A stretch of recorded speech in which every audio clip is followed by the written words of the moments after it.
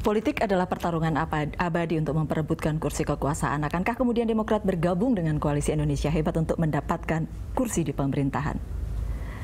Sebelum kita bicara soal peta, mungkin nggak ya Demokrat bergabung dengan Koalisi Kami Indonesia sampai Hebat? hari ini tidak berpikir untuk bergabung di kabinet, tidak pernah memikirkan itu. Kami tulus saja bagaimana kepentingan bangsa ini ke depan, kepentingan yang terbaik, apa-apa yang baik akan dilakukan pemerintahan akan datang kita dukung, tentu tanpa perlu timbal balik, tidak pernah kami pikirkan. Termasuk juga Merah Putih, mana kala kita lihat programnya bagus, kami tidak berpikir demikian, karena menurut kami 10 tahun berkuasa rasanya sudah cukup. Karena posisi ini penting kan ketika kita bicara soal koalisi. Iya, memang yang menarik itu adalah melihat anatomi faksionalisasi di DPR setelah ini.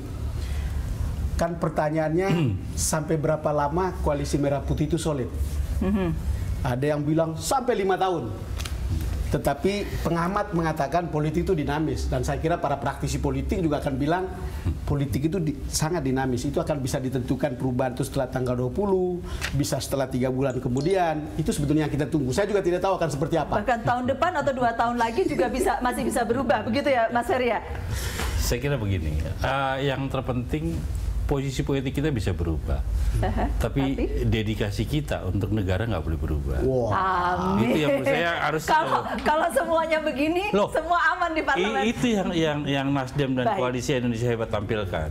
Bung Todung. Saya nggak mau kita terlalu banyak dengan eufemisme. Ya. Penyeimbang, ya kan? Ini kata yang bagus, gitu. Tapi kata yang tidak penuhnya mencerminkan ya apa yang dikehendaki dalam membangun politik yang balance, yang sehat ya. Kenapa sih tidak mau jadi oposisi misalnya? Kalau saya ya kan, terang-terangan menjadi oposisi, tidak pakai istilah oposisi begitu. Menjadi oposisi itu tidak kalah terhormatnya. Maksudnya ya? Mas Didi mungkin oposisinya itu Koalisi Merah Putih, jadi dia menyeimbang. Bukan. Salah ya? Kita gitu ya? dikenal ya, tidak dikenal di sini. Tidak apa dikenal yang dilakukan PDIP pun penyeimbang waktu itu. Ada kebijakan yang baik-baik di legislasi didukung juga oleh mereka. Saya pikir itu hal yang mulia juga.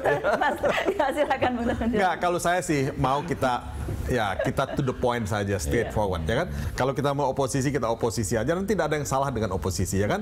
Kata penyeimbang ini bisa ditafsirkan ke kiri ke kanan ya kan, kadang-kadang tidak jelas juga maunya apa ya kan. Nah tapi beginilah ya, peta politik ke depan ini akan menarik ya. Ada Koalisi Merah Putih, ada Koalisi Indonesia Hebat. Nah di tengah-tengah ini ada penyeimbang ya kan, yang saya tidak tahu persis fungsinya seperti apa. Nah apakah ini akan solid ke depannya ya? Apakah ini akan betul-betul kompak ke depannya? Nah menurut saya kita akan menguji mereka. Tapi yang penting adalah di luar partai politik, di luar institusi-institusi ini, ada civil society yang seharusnya sangat aktif mengawal semua ini. Kemudian ada media yang bebas. Nah, yang tidak kalah, ya, kita harus juga memperjuangkan ya fungsi Mahkamah Konstitusi sebagai penengah. Kalau gridlock ini terjadi, ada kekuasaan legislatif yang begitu kuat, ada eksekutif yang juga cukup kuat. Nah, siapa yang akan menengahi? Nah, kalau misalnya Mahkamah Konstitusi itu tidak steril politik, ini akan sangat berbahaya. Ya, ini akan sangat berbahaya buat kita ke depan nantinya. Mas Didi, ada sesuatu komentar soal itu? Saya pikir kalau hal ini saya sepakat dengan Bang Todung ya, jadi benar adanya. Cuma tadi soal penyeimbang itu sekali lagi saya pikir tidak salah juga ya. Hal memang seperti tidak salah, Mas Didi, seperti hal-hal yang baik mengenai pilkada langsung kita dukung Indonesia Hebat. Setuju. Dan memang itu benar gitu ya. Tapi manakala ke depan BBM naik mungkin ya lain hal posisinya. Bukan kita nggak dukung, tapi buku putihnya itu bagaimana gitu loh. Tolong dibuktikan gitu kan. Itu mungkin ya. Jadi mungkin solusinya ada yang bagus di buku putih itu, tapi kan implementasinya belum pernah kita dengar, baru ide-ide 2 tahun yang lalu. Kita menunggu kira-kira 2-3 bulan ke depan gitu. Jadi maksudnya penyeimbang ini kan harusnya dia menjadi faktor yang membalancing. Ini enggak menjadi begini, menjadi semakin jomplang. Pertanyaan untuk Bung Ferry. Sebagai partai Koalisi Hebat ya, Indonesia Hebat adalah partai penguasa. Kan pertanyaan yang paling saya concern adalah soal bagaimana pemerintahan akan berjalan. Pemerintahan yang kuat akan berjalan, walaupun tentu akan ada kontrol dari parlemen seperti sekarang. Tetapi kan itu tidak boleh menghambat sejumlah hal begitu. Apa sih yang akan dilakukan oleh Koalisi Indonesia Hebat untuk membantu untuk membuat pemerintahan Jokowi JK itu bisa jalan dan kuat? Asumsi kita di awal adalah ketika Pilpres selesai, DPR dilantik, terjadilah sebuah atmosfer baru politik, ya kan, pengokohan soal presidensial, ya kan. Tapi ketika kemudian ini dipertontonkan sebuah sinyal ada upaya penghadangan, ya kan, karena ini kan bagian dari rangkaian ekspresi pasca Pilpres. Pasca Pilpres, betul. Saya kira nggak bisa dilepaskan dari konteks itu. Nah, itulah tapi kan itu harus diatasi oleh Koalisi Indonesia Hebat. Gitu. Ya, kita melihat bahwa ini niatnya sudah menghadang. Makanya kita bilang ini men-challenge kita akan lakukan terbaik untuk negara, untuk rakyat. Bung Ferry, bagi saya itu masih retoris. Ya. Itu fatsun politik dan kenyataan politik di parlemen itu tetap penting untuk tidak sekedar mengatakan kita akan didukung oleh rakyat. Saya tahu Jokowi tetap optimis, JK tetap optimis bahwa pemerintahan akan bisa jalan. Tetapi ini kan akan berjalan setiap hari dari parlemen, dan saya tidak bisa bayangkan apa yang akan terjadi kalau tidak ada langkah-langkah konkret untuk membuat kita ajak sama-sama yuk, gitu kira-kira lah. Kalau kita mengatakan apa yang harus secara konkret kita lakukan, sinyal menghadang itu khawatir saya adalah berlebihan. Tapi kita ingin katakan bahwa proses hubungan antara DPR dengan Presiden adalah check and balances. Ketika ada over, kekuasaannya over di Presiden, maka parlemen akan membalansnya. Dan ketika parlemen melakukan ulah juga seperti itu, over, maka Presiden akan membalansnya. Jadi saya kira ini adalah sebuah yang harus diingat bahwa kekuasaan di parlemen, ya kan, itu kepada parlemen, bukan orang ke orang. Bung Ferry, satu hal, apakah Koalisi Indonesia Hebat merasa yakin bisa mendukung pemerintahan Jokowi JK di parlemen? Loh, kenapa tanya pada kita? Kita bertanya pada Koalisi Merah Putih, maukah mendukung hal-hal baik dari Jokowi JK? Karena pertanyaannya begini, karena ada Koalisi Merah Putih. Kalau Bandung dukung, nanya gitu, ya artinya kita udah nggak ada cerita ini, nggak ada cerita, tidak ada keraguan kita. Pertanyaannya harusnya ditujukan kepada Koalisi Merah Putih. Berdasarkan pengalaman yang kemarin, ketika kemudian Undang-Undang Pilkada jadi masalah itu kan soal sikap, bukan sikap kita, soal sikap Koalisi Merah Putih. Tetapi kan harus ada usaha untuk melobi, usaha untuk kemudian bicara dengan partai yang berbeda. Ketika kita melobi, ketika sudah kita ikut, yang kita ikuti belok tanpa tanda, sesat yang belakang. Nah, kan Bung Ferry, sekali lagi ada pertanyaan saya sebetulnya, karena kan sejarah PDIP di parlemen itu kan sejarah kegagalan dalam mengajak teman sebetulnya. Ibu Mega memenangkan pemilu tahun 1999 dan tidak menjadi presiden. Lalu kemudian dengan sikap yang sama, beberapa langkah itu loose begitu, dan itu juga terjadi sekarang ini gitu.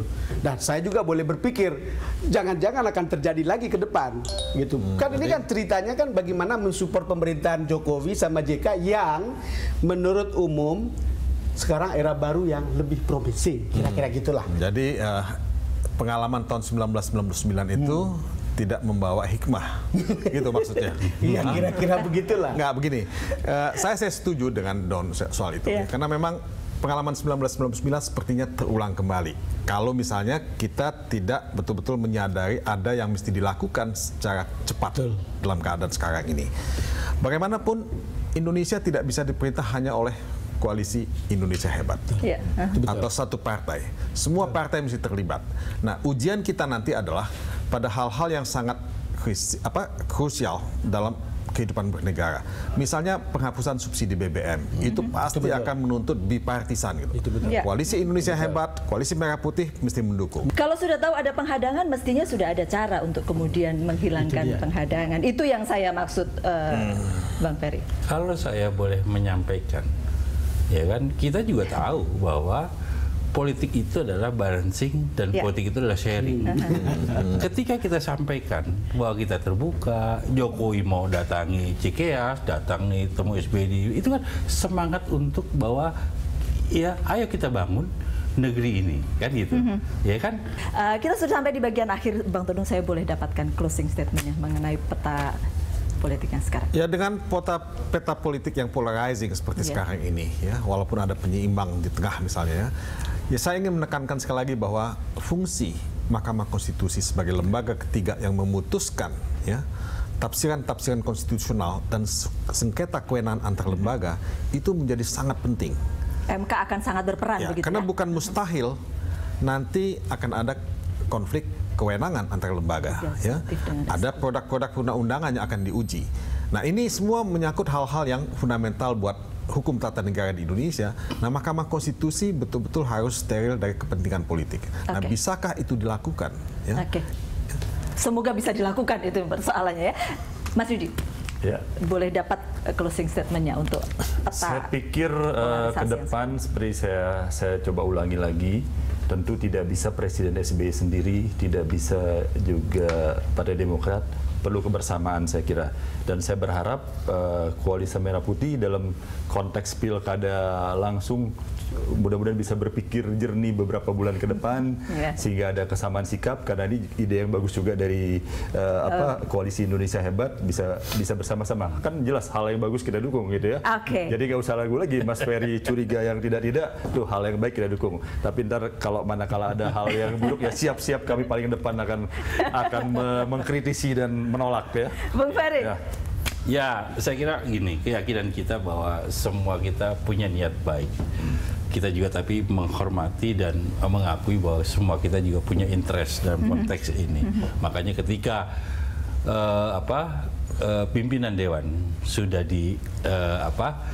dimiliki oleh teman-teman Koalisi Merah Putih, saya berharap tugas pimpinan dewan itu adalah meribon, membangun kembali suasana kebersamaan, bahwa dalam dinamika terjadi perbedaan, kemudian biarlah, tapi jangan perbedaan itu terbangun karena ada sebab yang kemudian berurut nggak putus-putus perbedaannya. Jadi tantangannya ke sana, dan dengan itulah makanya keyakinan Jokowi JK juga mengatakan bahwa semua ini punya niat baik, ya kan? Kita bicara bersama dan kita tidak mengatakan bahwa ketika misalnya Jokowi JK mengajak Demokrat untuk bergabung di pemerintahan, bukan kita mengiming-imingi, bukan menawarkan, tapi saya katakan bahwa itu adalah semua punya niat baik, begitu ya, Pak? Semua hal yang kesadaran niat baik karena kita mau membangun negeri ini secara bersama. Siap, Bang Don.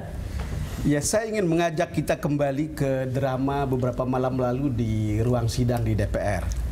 Yang perlu diketahui adalah bahwa drama pada malam itu tidak berlangsung di ruang hampa. Rakyat menonton, rakyat merekam. Dan suatu saat mungkin akan mereka putar ulang. Dan bahkan dalam bentuk slow motion.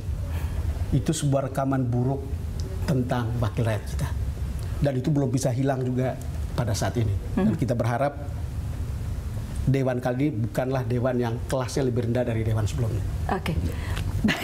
Bapak-bapak, terima kasih sekali lagi sudah hadir di The Headlines, dan itulah The Headlines kali ini. Kami mengucapkan terima kasih karena Anda telah bersama kami. Sampai jumpa.